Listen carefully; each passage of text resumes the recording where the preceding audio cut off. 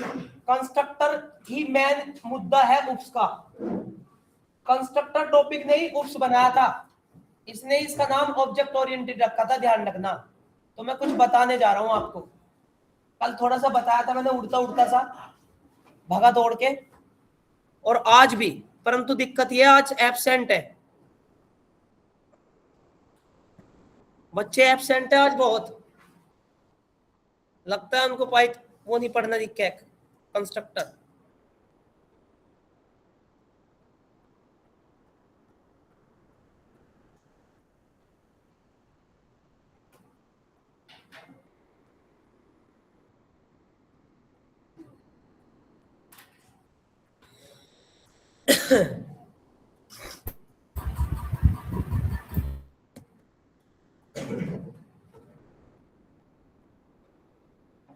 आज 30 तारीख होली है, महीने का एंड। अब अगस्त चलेगा ना? महीने का एंड तो सर कल है। परसों को अगस्त होलेगा, और फिर उसके बाद अगस्त के बाद सितंबर होलेगा, और फिर अक्टूबर और नवंबर, जाने आ जाएंगे सर फिर साल खत्म सर। ऑनलाइन खत्म है, फिर साल खत्म। हाँ फिर साल खत्म। क्या क्लास खत्म होगी? अच्छा, कावर स्टार्ट हो जाएगी तो ऑनलाइन क्लास स्टार्ट। केवल मेरठ और मुजफ्फरनगर वालों के लिए ऑनलाइन है, बाकी के लिए नहीं। बाकी को तो मेरे तरह यहीं आना पड़ेगा। वैसे ऑनलाइन तुम्हें रोक कौन रहा, मर्जी के मालिक हो तुम कभी आ जाओ। मैं क्या तुम्हें नहीं देख रहा, कहा जाओ ऑनलाइन कौन आ रहा, ऑफलाइन कौन आ रहा।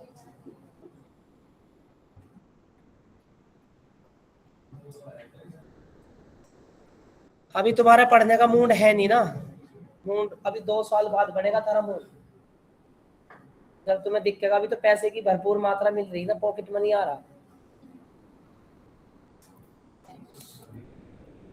एक इंसान आकर मुझे कल परसों कह रहा जिंदगी में रखा ही क्या सर, क्यों? जैसे मैं बता रहा था, कह रहा सर क्या कह रहे हो, जिंदगी में कुछ रखा तो है नहीं। हाँ वो तो सही कह रहा, तू रखा नहीं, परंतु वैसे तो बता तो दे क्यों नहीं रखा। कहने लगा सर जो खाया वो अपना, जो बखेरा वो अपना, बताओ और क्या लेके जाओगे। मैंने कहा वो तो सबको पता क्या लेके जाओगे दुनिया में। हाँ नहीं कह रहा मुझे कल, फिर मैंने तो उसे नु कह दिया तू मेरे दौरे क्यों आया, और क्या मेरे घर कोचिंग करने क्यों आया, जब धरा ही नहीं कुछ तो यहाँ क्यों आया। जो खा लिया वो तेरा, जो बखेर लिया वो तेरा।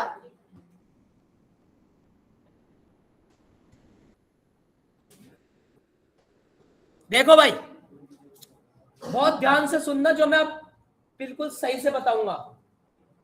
कंस्ट्रक्टर की कल डेफिनेशन लिखवा दी थी। 2 टाइप के कंस्ट्रक्टर होते हैं, पैरामीटराइज और पैरामीटरलेस, है ना। तुम्हें मैंने आपसे एक बात, आज मैं आपको एक बात बताने जा रहा हूं। अब तक मैं अपनी क्लास बनाता आया हूं ना, ऐसे बनाता आया हूं ना क्लास, इसके अंदर डेटा देकर और इसका ऑब्जेक्ट बनाता आया हूं ना मैं, यही तो करता आया हूं ना अब तक। अरे यही तो करता आया हूं। और तुमने कभी सोचा है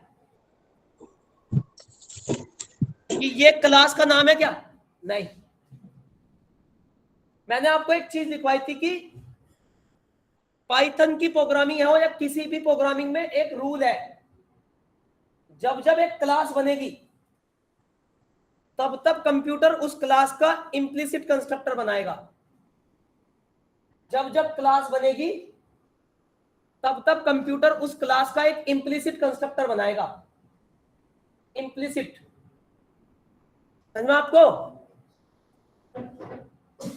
अगर तुमने क्लास में कंस्ट्रक्टर बना दिया तो वो तुम्हारे कंस्ट्रक्टर के अकॉर्डिंग मेमोरी देगा, और अगर तुमने अपना कंस्ट्रक्टर नहीं बनाया तो जो क्लास बनी है ना उसी क्लास के नेम से एक कंस्ट्रक्टर बना देगा इम्प्लिसिट। समझ में आया आपको? मतलब साफ साफ लिखा है, जब जब बनेगी क्लास तब तब बनेगा उस क्लास का कंस्ट्रक्टर। या तो तुम बना लो या फिर कंप्यूटर को बनाने दो, बनाओगा जरूर कंस्ट्रक्टर। बताओ क्यों? क्योंकि साफ साफ लिखा है, साफ साफ लिखा हुआ है कि अगर एक क्लास का कंस्ट्रक्टर नहीं बना, चाहे वो डिफॉल्ट हो चाहे वो तुम्हारा हो, सुन रहे हो ना, जब तक उस क्लास का ऑब्जेक्ट नहीं बनेगा। ऑब्जेक्ट कंस्ट्रक्टर पे डिपेंड है। क्लास बनी, कंस्ट्रक्टर बना, कंस्ट्रक्टर बना तो उस क्लास का ऑब्जेक्ट बना, चाहे वो खुद से बनाया हो उसने चाहे तुमने बनाया हो। सुन रहे हो ना मेरी बात? क्लास के अंदर क्लास जब जब बनेगी उप्स में, जब तक क्लास का कंस्ट्रक्टर बनेगा। आपसे मैंने एक और बात बताई थी, कंस्ट्रक्टर हमेशा क्लास के नेम से ही बनता है। जो नाम क्लास का होगा वही नाम कंस्ट्रक्टर का होगा। समझ में आपको? चाहे खुद से बना रहा हो कंस्ट्रक्टर चाहे तुम खुद बना रहे हो कंस्ट्रक्टर, डिफॉल्ट कंस्ट्रक्टर। सुन रहे हो ना? क्योंकि इसमें सबसे बड़ा रीजन है कि जब तुम क्लास बना रहे होंगे तो ये तो क्लियर है कि तुम उसका ऑब्जेक्ट बनाओगे। जब तुम क्लास बना रहे होंगे तो ये चीज क्लियर है ना कि तुम उसका ऑब्जेक्ट बनाओगे। तो जब तुम उसका ऑब्जेक्ट बनाओगे तो उस ऑब्जेक्ट बनाते वक्त वो उस क्लास का कंस्ट्रक्टर कॉल होगा। सोचो अगर उस क्लास का कंस्ट्रक्टर ही ना बना होता तो फिर तो ऑब्जेक्ट ही ना बनता, और वो ऑब्जेक्ट ना बनता तो ऑब्जेक्ट ओरिएंटेड प्रोग्रामिंग ना कहलाती। सुन रहे हो ना? क्या ना कहलाती? बताओ मेरी बात समझ में आ रही है नहीं आ रही आपको? तो आपको एक चीज कंफर्म होगी कि एक क्लास का ऑब्जेक्ट कहां से बनता है। एक क्लास का ऑब्जेक्ट क्लास के बनने वाले कंस्ट्रक्टर से बनता है। अब ये ऑब्जेक्ट है, ये क्या है? ऑब्जेक्ट है। तुमने कभी सोचा ये ईएमपी क्या है? ईएमपी क्लास का नाम नहीं है। ईएमपी इस क्लास का बनने वाला इम्प्लिसिट कंस्ट्रक्टर है, जिसको मैं यहां पे क्या कर रहा हूं? कॉल कर रहा हूं। और इस कंस्ट्रक्टर को, मेथड को कॉल करने पर इससे जो भी मेमोरी मिल रही है वो किसके अंदर स्टोर कर रहा हूं? के अंदर। याद है रिटर्न टाइप फंक्शन बनाया? तुम थोड़ा सा एनालाइज करो। तुम एक फंक्शन बनाओ डेफ ईएमपी, है ना, रिटर्न हेलो, ठीक है? रिटर्न, जरा इस फंक्शन को कॉल करके दिखाना कैसे होगा। k इज इक्वल टू, ऐसा नहीं लग रहा जैसे ऑब्जेक्ट बना रहा था मैं? अरे मैं कह रहा हूं ना, उस क्लास का बनने वाला कंस्ट्रक्टर को ही कॉल कर रहे। कंस्ट्रक्टर एक मेथड है, परंतु वो कंस्ट्रक्टर क्या? रिटर्न टाइप है। तो ये फंक्शन भी क्या है? रिटर्न टाइप है। ऐसे ही लग रहा ना जैसे ऑब्जेक्ट बना रहे, ऐसे ही लग रहा ना जैसे ऑब्जेक्ट बना रहे। इसका मतलब यह है कि इस फंक्शन को कॉल करने पर इससे इसके अंदर का आउटपुट किसके अंदर आ रहा है? मुझे लगता है आपको समझ में आ रहा होगा। ना आ रहा? ना आ रहा? आ रहा।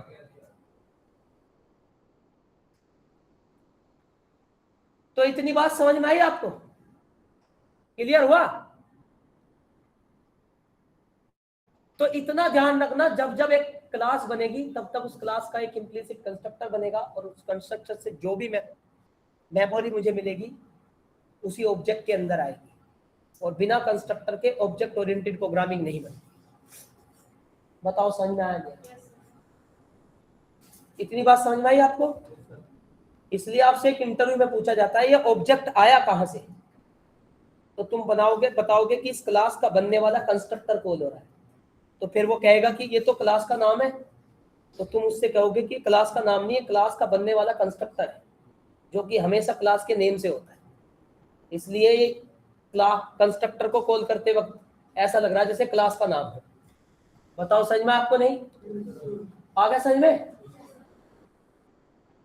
तो अगर इससे तो ये जाहिर होता है कि अगर क्लास मतलब कंस्ट्रक्टर ना होता तो ऑब्जेक्ट ना होता, कंस्ट्रक्टर ना होता।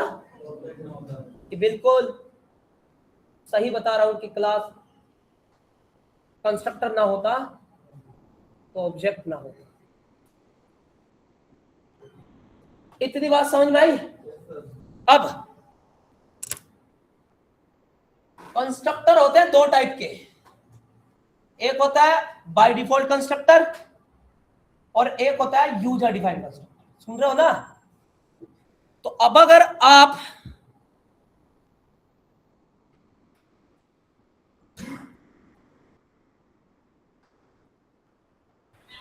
सर ऐड कर दो बच्चों को। अबे यार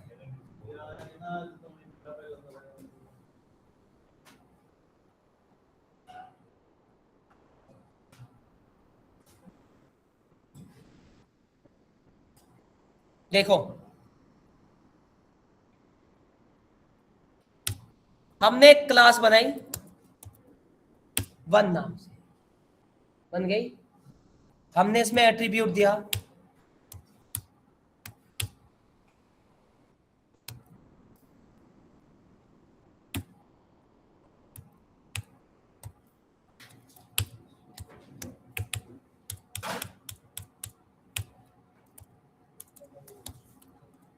तेरा साथ चाहिए, थोड़ा सा सुकून चाहिए। इस टाइम इस क्लास का मैंने कंस्ट्रक्टर नहीं बनाया, तो ऑब्जेक्ट कहां से आ गया? इस क्लास का बनने वाला इम्प्लिसिट कंस्ट्रक्टर कॉल हो रहा है जो क्लास को मेमोरी दे रहा है। सुन रहे हो ना? तुम्हें पता है मैंने एक चीज और लिखवाई है, constructor are useful to allocate a dynamic memory of your class. तो जब तुमने इस क्लास का ऑब्जेक्ट बना दिया तो इस क्लास को मेमोरी एलोकेट हो रही होगी ना, परंतु जब मेमोरी एलोकेट हो रही होगी तो उस मेमोरी का कोई एड्रेस बन रहा होगा ना। तो वो जब मेमोरी बार बार जब जब तुम उसे कॉल करोगे, जब जब डायनेमिक मेमोरी बनेगी, तो मेमोरी बन रही होगी तो एड्रेस भी तो बन रहा होगा ना कहीं। तो वो एड्रेस पता किसके अंदर आता है? इस के अंदर। जब हम कंस्ट्रक्टर को कॉल कर रहे हैं, कंस्ट्रक्टर ने क्लास को जो भी मेमोरी एलोकेट की है उसका एड्रेस के को देता है। रेफरेंस समझा आपको? इंस्टेंस के क्या है यहाँ पे? ऑब्जेक्ट का इंस्टेंस, क्लास का इंस्टेंस। रेफरेंस सुन रहे हो ना? अब देख, जितनी बार मैं इस क्लास को कॉल करूंगा उतनी बार मेमोरी एड्रेस बदल रहा ना। इसका क्या मतलब है? जितनी बार क्लास कॉल हो रही है, कंस्ट्रक्टर कॉल हो रहा, उतनी बार वो उस क्लास को डायनेमिक मेमोरी देगा, बार बार अलग अलग। अगर हर बार एक देता तो स्टैटिक मेमोरी होती। सुन रहे हो ना? अगर हर बार एड्रेस एक ही रहता तो मेमोरी एक ही थी। जितनी बार कॉल कर रहा हूं उतनी बार मेमोरी अलग अलग आ रहा है, मेमोरी अलग अलग आ रहा है, मेमोरी अलग अलग आ रही है। सुन रहे हो ना? इसका मतलब क्या है? क्लास को मेमोरी डायनेमिक मिल रही है हर बार। सुन रहे हो ना? नया नया नया। क्यों? क्योंकि ऑब्जेक्ट बार बार कंस्ट्रक्टर को कॉल कर रहा, कंस्ट्रक्टर कॉल होती वो उस क्लास को उतनी बार मेमोरी दे रहा, और उस मेमोरी एड्रेस को किसको दे रहा? के। और के को मैं प्रिंट कर रहा हूं। सुन रहे हो ना? आया समझ में? नहीं आया? इतनी बात क्लियर हुआ? हाँ जी सर। उसको धेड़ रहा मैं पूरा, समझ गया? ऑब्जेक्ट क्या, क्लास क्या, कंस्ट्रक्टर क्या। सुन रहे हो ना? ये बुकों में नहीं होगा। तो इतना तो कंफर्म हो गया होगा, एक क्लास को मेमोरी देने के लिए सबसे, एक क्लास का ऑब्जेक्ट बनाने में श्रेय किसका? ऑब्जेक्ट का, ओ सॉरी कंस्ट्रक्टर का। और एक क्लास को मेमोरी एलोकेट करने में श्रेय किसका? कंस्ट्रक्टर का।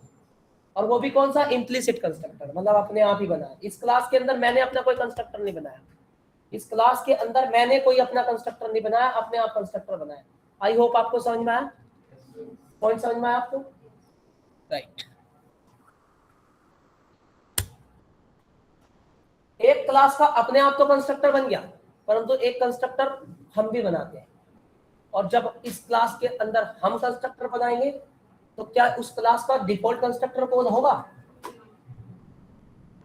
जब हम एक क्लास के अंदर अपना कंस्ट्रक्टर बना देंगे, एक क्लास के अंदर अपना कंस्ट्रक्टर बना देंगे, तो क्या उस क्लास के अंदर डिफॉल्ट कंस्ट्रक्टर कॉल होगा? फिर नहीं। याद है ना, मैंने समझाया था डिफॉल्ट वैल्यू तो तब होती है जब तुम नहीं यूज करते, और जब तुम अपना कंस्ट्रक्टर बना रहे हो तो डिफॉल्ट क्यों आएगा, समझ में आया आपको। परंतु क्लास के अंदर अभी मैंने अपना कंस्ट्रक्टर तो नहीं बनाया, अपना कंस्ट्रक्टर नहीं बनाया भाई, अभी तो क्लास बन रही है, क्लास का बनने वाला इम्प्लिसिट कंस्ट्रक्टर ही मुझे ऑब्जेक्ट बनाने में हेल्प कर रहा था। इनहेरिटेंस पढ़ा, पॉलीमॉर्फिज्म पढ़ा, जितनी भी क्लास बनी सबका कंस्ट्रक्टर क्या चल रहा था, सारी क्लास का कंस्ट्रक्टर क्या चल रहा था, बाय डिफॉल्ट, है ना, बिल्कुल। अब कंस्ट्रक्टर होते हैं दो टाइप के, एक बाय डिफॉल्ट कंस्ट्रक्टर, एक यूजर डिफाइंड कंस्ट्रक्टर। तो डिफॉल्ट कंस्ट्रक्टर तो अपने आप बन रहा, वो तो सबको पता है। ऑनलाइन वालों आवाज आ रही है ना आपको? हाँ जी हाँ जी सर। आ रही है। अरे यार ये कब तक ज्वाइन होते रहेंगे यार। आ रही सर, आ रही है। अरे आ जाओ, आवाज से कम आ रही है, ढूंढ देखिए दिक्कत क्या चल रही है। आवाज तो बहुत तेज आती थी, धूम इधर से बच्चे जैसा आ रहे हैं ना, आवाज कम आ रही है टोन की, जैसे एंटर हो गया ना, कहां से कम होगी यार ये, बोले यार आराम से रह जा, ढूंढ दे इसी करके। ये क्या कह रहे हैं, मंडे से एसक्यूएल की जगह कौन सी क्लास, कुछ नहीं चलेगी। फ्रंट एंड डेटा एनालिटिक्स वालों के लिए भी है, नहीं है भैया, ना फ्रंट एंड फुल स्टैक वालों का है, क्या ना फ्रंट एंड फुल स्टैक वालों का है। हाँ, AIML वालों का क्या करना है, अभी नहीं, कुछ नहीं करना, ठीक है।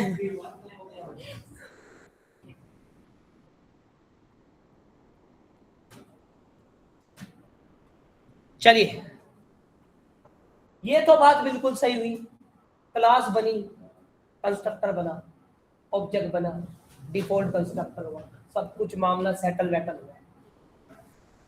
तो फिर यूजर डिफाइंड कंस्ट्रक्टर की क्या जरूरत पड़ी जब सब काम हो रहा, पॉइंट समझ में आया?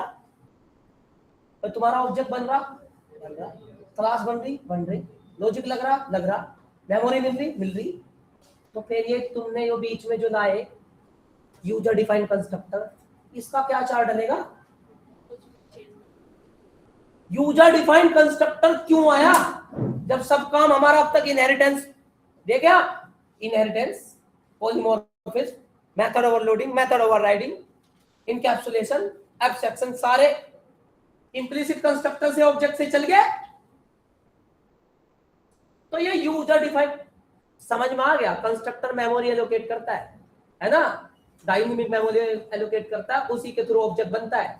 ये बिल्कुल देखो टू इंदनी सी हो जाए यार मामला, समझ में नहीं आ रहा क्या हो रहा है। ये बात बिल्कुल सही है, बिल्कुल सही है भाई। सर तो यूजर डिफाइंड कंस्ट्रक्टर का क्या मतलब है यार, बहुत बड़ा मतलब है यार, बहुत बड़ा मतलब है यूजर डिफाइंड कंस्ट्रक्टर। तुम सोचो और विचार करो,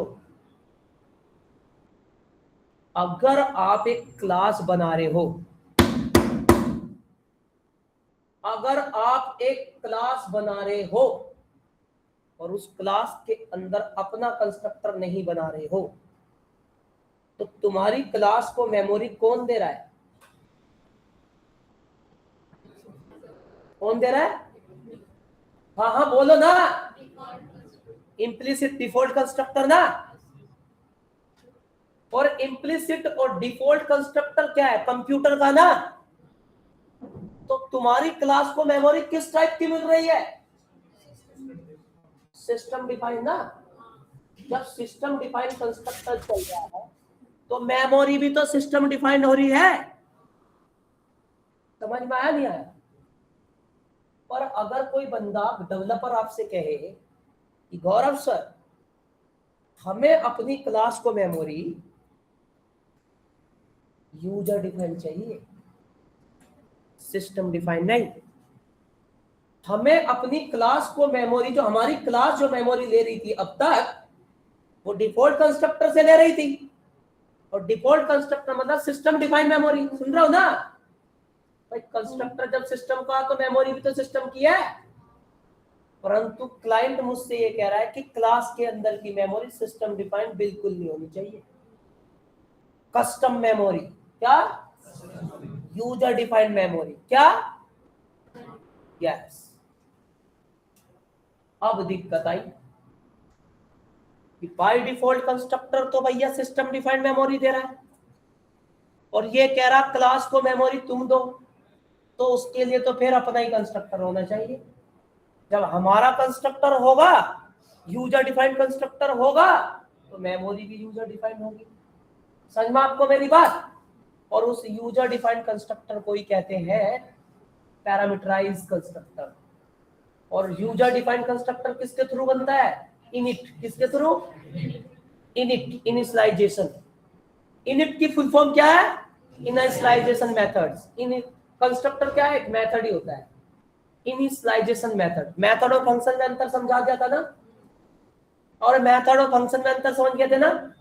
क्लास चल रही है आज ओप्स की, बढ़िया समझ गए ना। ये पॉइंट मत भूलना, सिलेक्शन पक्का। ये किताबों में भी ना है जो मैं तुम्हें बता रहा, चाहे किताब लिया है कोई सी भी, ये जो मैं समझा रहा आपको, कंस्ट्रक्टर कॉल होता है, मेमोरी आती है, सुन रहे हो ना? नहीं है। अब एक क्लास को मेमोरी कौन सी देनी है? सिस्टम डिफाइंड नहीं, यूजर डिफाइंड। और उसके लिए कौन सा कंस्ट्रक्टर है? User defined. और user defined constructor denoted by init. Init in the sense initialization. Initialization समझ में आपको? इसका नाम ही इनिशियलाइजेशन क्यों पड़ा? कोई मेमोरी इनिशियलाइज करने के लिए, कोई रन टाइम पे मेमोरी इनिशियलाइज करने। चलिए सर, बहुत देर होगी, प्रैक्टिकल तो बता दो। चलिए सर। हाँ सर, यूजर डिफाइंड मेमोरी देने से फायदा क्या होगा? ये बंदा ना, मैं एसक्यूएल में भी परेशान कर रहा है, यहाँ भी परेशान कर रहा है। अबे यूजर डिफाइंड मतलब खुद की मेमोरी देना है। एक बात तो बताओ भाई, एक घर मैंने ठेकेदार से बनवा दिया, ठेकेदार से। एक घर मैं अपनी तरफ से बनाना चाहता हूँ अपने हिसाब से, मेरी इच्छा की पूर्ति है, मैं अपनी इच्छा से मेमोरी देना चाहता हूँ। सिस्टम डिफाइंड मेमोरी नहीं देना चाहता, मैं अपने हिसाब से मेमोरी देना चाहता हूँ।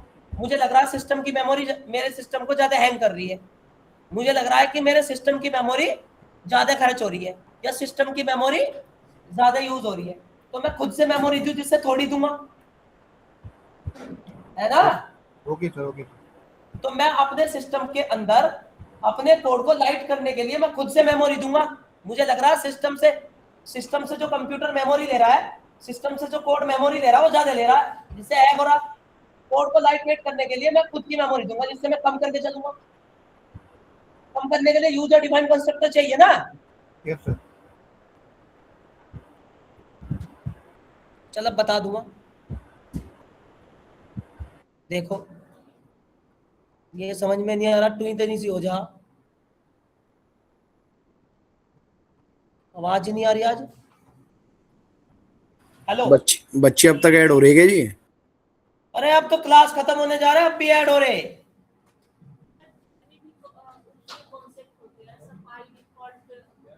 हाँ,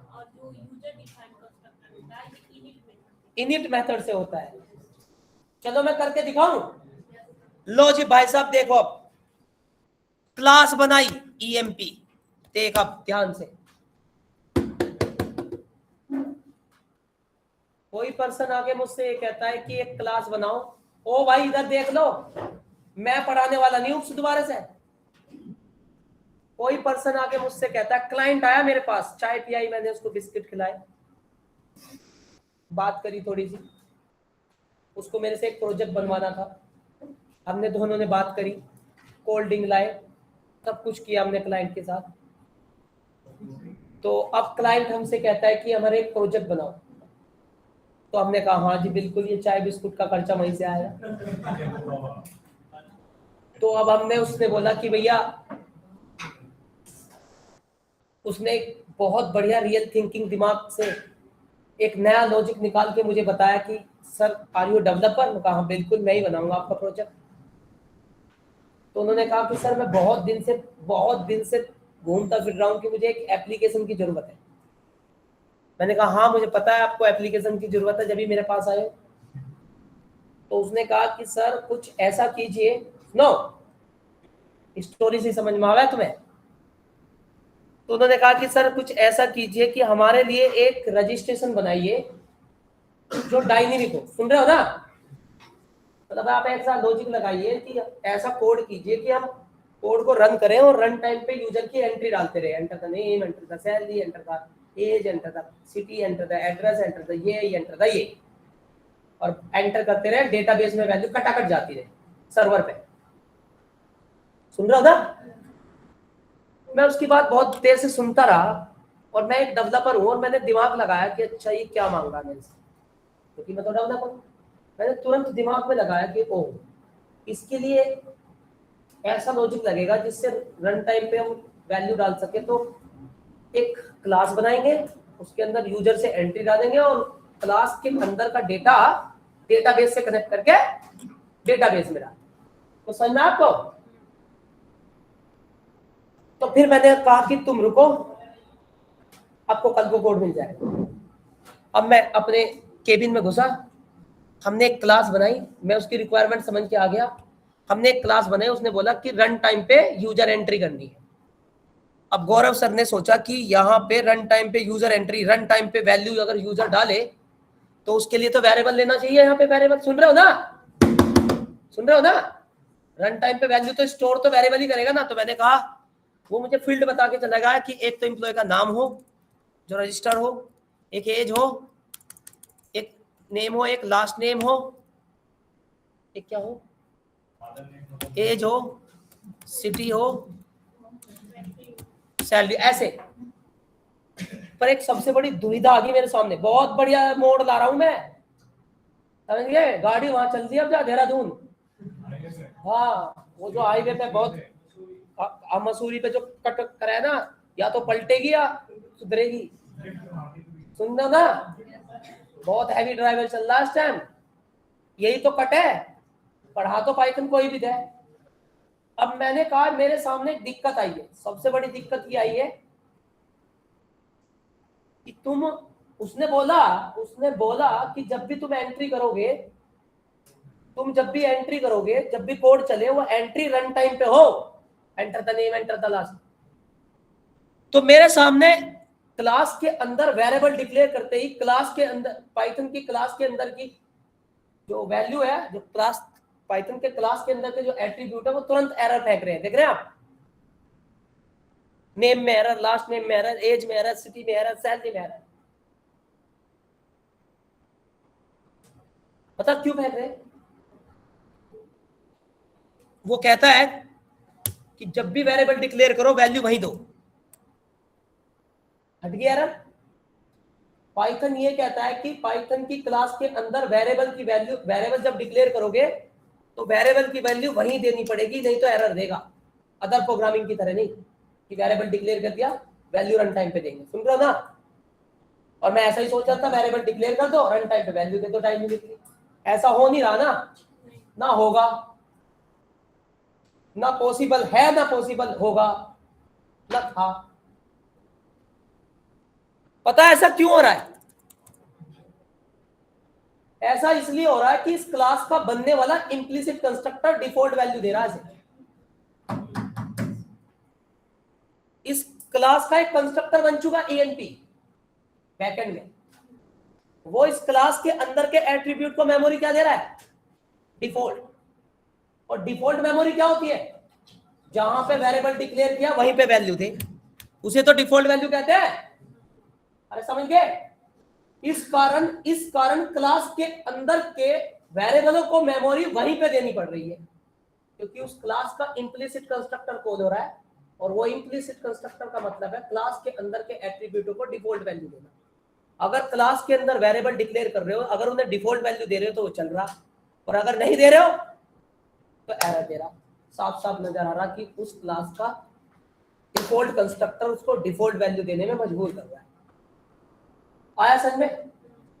परंतु ये तो बड़ी दुविधा होगी ना, अगर तुम ये सारे वेरिएबल की वैल्यू यहीं फिक्स कर दोगे तो जितनी बार हम सिस्टम को रन करेंगे उतनी बार डेटाबेस में रवि वैल्यू जाएगी। डायनेमिक तो होने की नहीं ना, हर बार रवि फिक्स हो गया, सारे वेरिएबल भर गए, जबकि क्लाइंट मुझसे क्या कह गया था, चाय पीता ही डायनेमिक चाहिए। क्या चाहिए? कुछ समझ में आ रहा मैं क्या कह रहा, या तुम्हारी नसें फूल रही है, दिमाग की नसें तो नहीं फूल रही? हाँ, बहुत जेन्युइन टॉपिक है। तो भाई किसी ने मुझसे पूछा था कि कस्टम मेमोरी देने, मतलब यूजर डिफाइंड मेमोरी देने का रीजन बताओ। पता लग गया रीजन? अगर मैं नेम, लास्ट नेम, एज और सिटी को मेमोरी यही दे दूं तो डिफॉल्ट कहलाई जाएगी, और डिफॉल्ट कहलाई जाएगी तो जितनी बार ये क्लास रन होगी ये बार बार फिक्स मेमोरी उसमें जाते रहेगी हमारे देने का। हमने तो फिक्स ही कर दी memory default value. Run time पे तो जैसे मैंने 2 नंबर का एडिशन करवाया था इनपुट से भी, और परंतु यहां जरूरत पड़ रही है इन वेरिएबलों को रन टाइम पे, कॉलिंग टाइम पे वैल्यू देने की। Enter the value, enter the last name, enter the दूसरी वैल्यू, दूसरी बात, चाहे शाम तक चला जा, शाम तक चलाओ जाए कोड को, रन टाइम वैल्यू बार बार नहीं आती रहेगी। सुन रहे हो ना? परंतु नहीं तो जब ही आएगी ना जब इसे डायनेमिक करोगे। डायनेमिक मेमोरी है नहीं, डिफॉल्ट कंस्ट्रक्टर से डिफॉल्ट मेमोरी मिलती है, जब डायनेमिक मेमोरी है ही नहीं। सुन रहे हो ना? तो फिर मेरे सामने आया कि अगर आप ऐसा करना चाहते हो तो क्लास को दो मेमोरी डायनेमिक, और वो डायनेमिक कौन सी होगी? User defined constructor. Yes, explicit constructor are useful to allocate dynamic memory of your class. User defined memory. समझ में आपको? और इसका सॉल्यूशन है, बच्चे समझ गए होंगे ऑनलाइन वाले, सबसे पहले डेफ डबल अंडरस्कोर या डबल अंडरस्कोर इनिट, ये इसकी फुल फॉर्म है इनिशियलाइजेशन। क्या इनिशियलाइजेशन? मेमोरी। किन को इनिशियलाइजेशन? क्लास के एट्रीब्यूटों को। कौन सी मेमोरी? Dynamic memory. क्या? डायनेमिक मेमोरी इनिशियलाइज, इसलिए इनिशियलाइजेशन पढ़ा। समझ में आपको? और देखिए बेहतरीन, x, y, z, a, b, right. Self name, name क्या है? क्लास का वेरिएबल। समझे आपको? नेम क्या है? क्लास का वेरिएबल। परंतु अब मेमोरी मैं नहीं दूंगा, कौन देगा? x। समझ में आपको? फिर बोलो लास्ट एक्टिव रहा, active self dot age a self dot city, अबे ए एक्स वाई जेड, ये मामू बन गया। सेल्फ या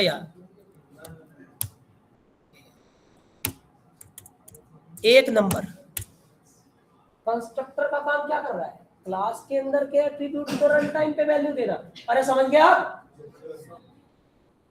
अब जब इनको मेमोरी होगी तो जब इनको रन टाइम पे वैल्यू दी जाएगी तो उसके ऊपर लॉजिक भी लगा सकते हैं।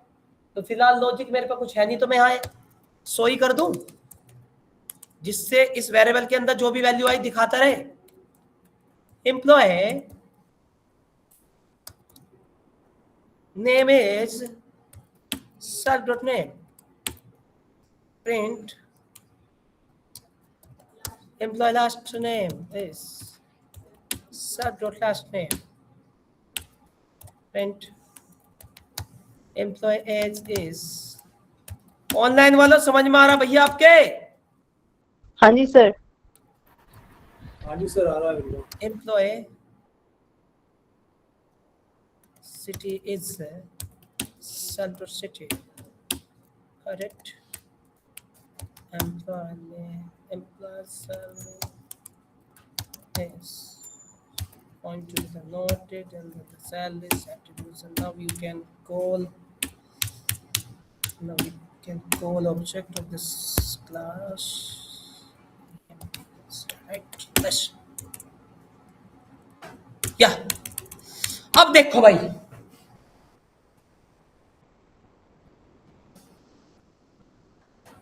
आपको मैंने बोला था अगर एक क्लास के अंदर कंस्ट्रक्टर ना हो तो ऑब्जेक्ट कौन सा कंस्ट्रक्टर कॉल करेगा? इम्प्लिसिट। और मैंने बोला था अगर क्लास के अंदर तुम अपना कंस्ट्रक्टर बना दो तो ऑब्जेक्ट कौन सा कंस्ट्रक्टर कॉल करेगा? एक्सप्लिसिट। मैंने क्या बोला था कि ऑब्जेक्ट जब बनता है वो कंस्ट्रक्टर क्लास का कंस्ट्रक्टर ही कॉल करता है। अब देख रहे हो आप, नजर डालना, देख रहे हो आप, ये ईएमपी कौन सा मांग रहा है? मैंने तो ऐसा कोई ईएमपी बनाया ही नहीं, ऐसी ईएमपी क्लास बनाई नहीं जिसमें एक्स वाई जेड पैरामीटर हो, तो तुम कैसे कह सकते हो क्लास कॉल हो रही है? ये क्लास का बनने वाला कंस्ट्रक्टर कॉल हो रहा है और वो कंस्ट्रक्टर कौन सा है? एक्सप्लिसिट। सुन रहे हो ना? क्योंकि क्लास का इंप्लिसिट कंस्ट्रक्टर तो अब बन नहीं रहा, तुमने अपना कंस्ट्रक्टर बनाया, तो अपना कंस्ट्रक्टर बनाया तो हमारा ही कंस्ट्रक्टर तो कॉल होगा ऑब्जेक्ट टाइम पे। और हमारे कंस्ट्रक्टर में कितने पैरामीटर है? 5। और वे पैरामीटर क्या कर रहे हैं? आर्गुमेंट टाइप रन टाइम पे क्लास के अंदर के वेरिएबलों को वैल्यू दे रहे हैं जब यूजर उस कंस्ट्रक्टर को कॉल करेगा। सुन रहे हो ना? और मैं कॉल कर रहा हूं तो मेमोरी दूं। राजा सिंह 20 मेरठ 60,000। अब ये वैल्यू सीधे कहां जाएगी? अरे यार, अब ये वैल्यू कहां जाएगी? यहां से। ये किसे इनिशियलाइज कर रहा? क्लास के वेरिएबल। क्लास के वेरिएबल की में जो भी हो रहा है वो किसके थ्रू दिख रहा है? सो के डॉट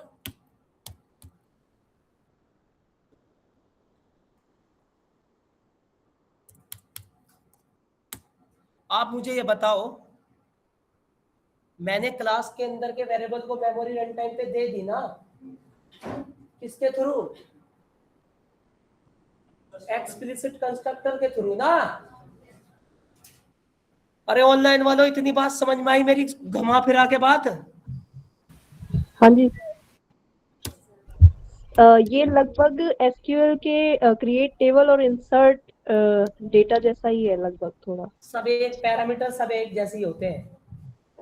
जैसे क्लास एसक्यूएल के अंदर प्रोसीजर नहीं पढ़ा था? प्रोसीजर सेम ऐसी है।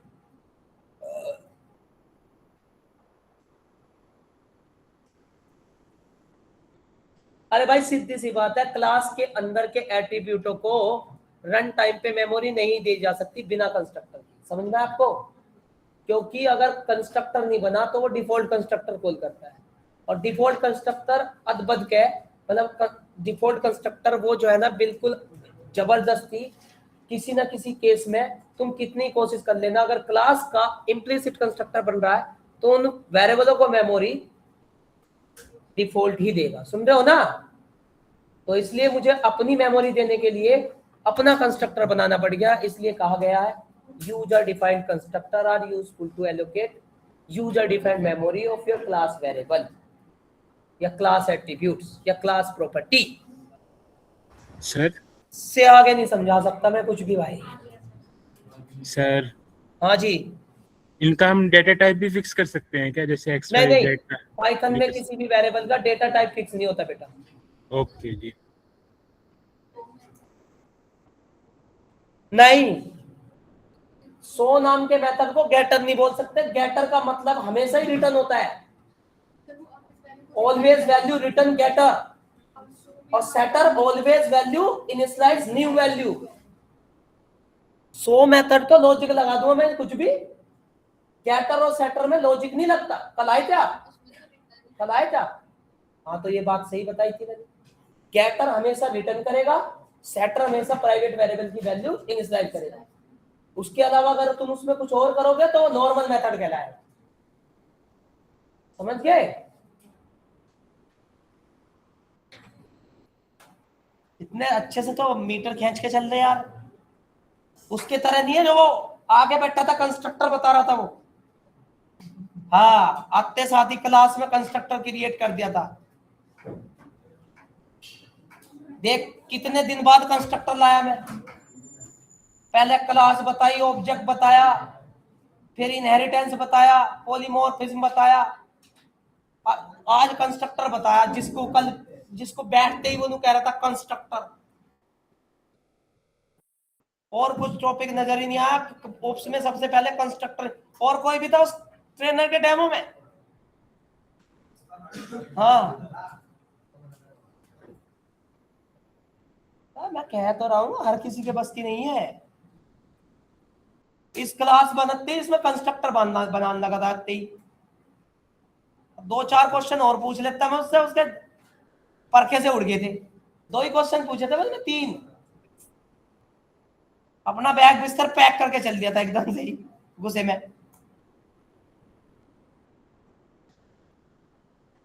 मिला था सर जी वो डेमो वाला, कह रहा है थारे सर जी ने कंफ्यूज कर दिया मेरे। मिला था? हाँ जी। वो कहाँ मिल गया? हमारे पीजी के दौरे ही रहे वो। अच्छा, कह रहा थारे सर जी ने कंफ्यूज कर दिया, अब अपनी अपनी बोले जा रही, मेरी तो सुन ही नहीं रहे। और तो चाचा नू तो देख ले तू। आज तुम ये देखो मैंने कंस्ट्रक्टर कब पढ़ाया, देखो कब पढ़ाया, देखो कितनी क्लास होगी उप्स में जब कंस्ट्रक्टर पढ़ाया। अगला आते ही डेमो में उप्स के अंदर कंस्ट्रक्टर पढ़ाने लगा बालकों को। नू नहीं पता कंस्ट्रक्टर आया कहां से। मैं नू पूछ रहा, मगर जी गुरुजी चलो नहीं बता दो कंस्ट्रक्टर करे क्या। इनिशियलाइजेशन। मगर जी गुरुजी ने बता दो क्लास के अंदर के मेंबर की एक्सेस स्पेसिफायर बाय डिफॉल्ट क्या होता है? उनका एक्सेस स्पेसिफायर तो होता ही नहीं। और हमने यहाँ प्राइवेट और पब्लिक करके दिखा दिया, और वो कह रहा है एक्सेस स्पेसिफायर तो नहीं होता है। तो बेटे पल्ले नहीं पड़ा तुमको। 1 घंटे की क्लास लेने के बाद मुझे नहीं कहता गुरुजी ने बताओ तुम्हारा घर कहाँ, मैं वहीं आऊंगा कोचिंग लेने।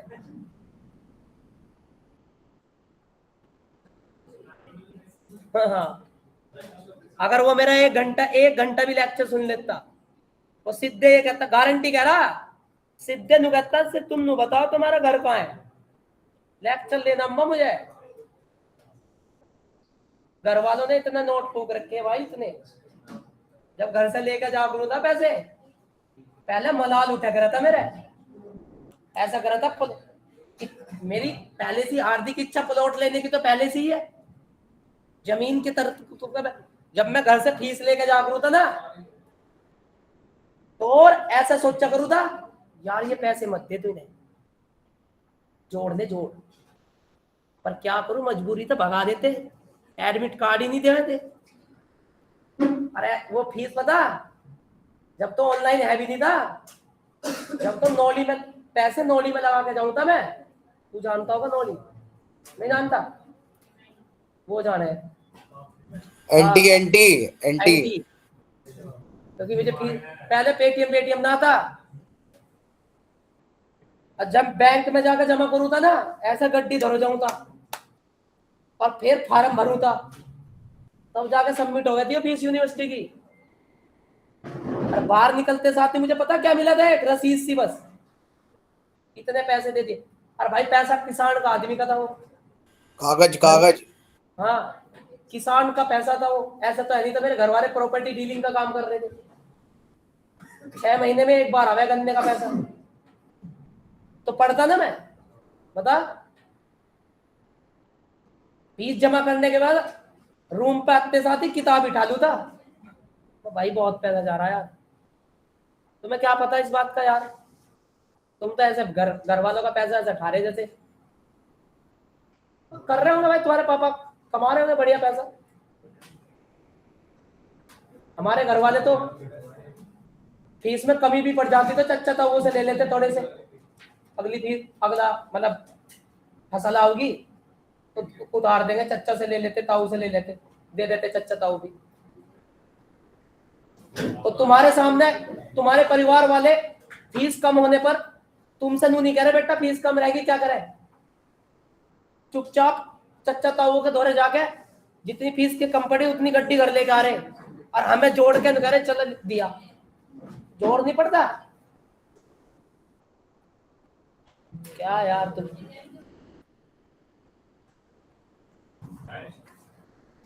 चलो ठीक है। Excuse me sir. हाँ जी सर लाइब्रेरी की क्लासेस कब से स्टार्ट होने वाली है?